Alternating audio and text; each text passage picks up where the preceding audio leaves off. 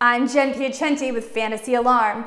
It's week 14 and it's playoff time. Congrats to those of you who made it through, and now let's beef up those winning rosters with some deep cuts, which you may or may not even have to spend any of your fab for.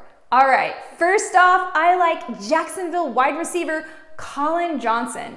It seems that despite Gardner Minshew's pleas, Doug Marrone will be going with Mike Glennon once again in week 14.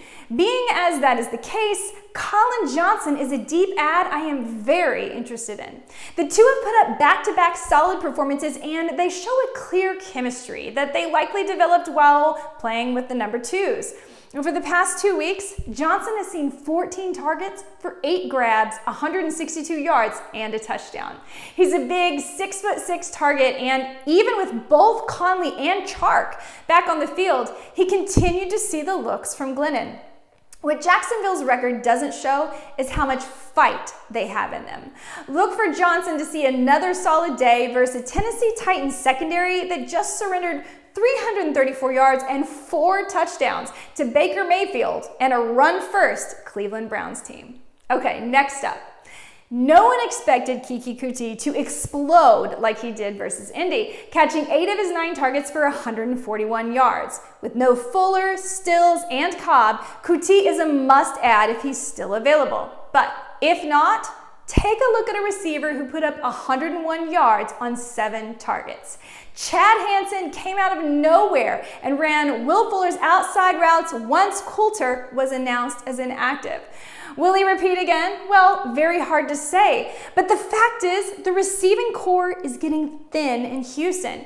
Cooks left the game last week for a concussion check, something he unfortunately is very familiar with, and COUTEE, well, he's not known for being very sturdy. Even with no receivers last week, Watson still passed for 341 yards, his 3rd highest mark of the season. Houston has passed for the 2nd most yards on the year, only behind the Kansas City Chiefs. As we roll into the fantasy playoffs, I want to have Watson's receivers queued up in the wings as I may need them. Gabriel Davis.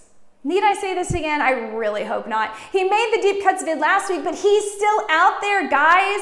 I think maybe it's because his 3 catches and 68 yards and a touchdown were overshadowed by Cole Beasley's career game. But if he's still out there, he gets John Brown snaps, and he's a deep threat. He's tied with Cole Beasley for the 2nd most red zone targets on the team.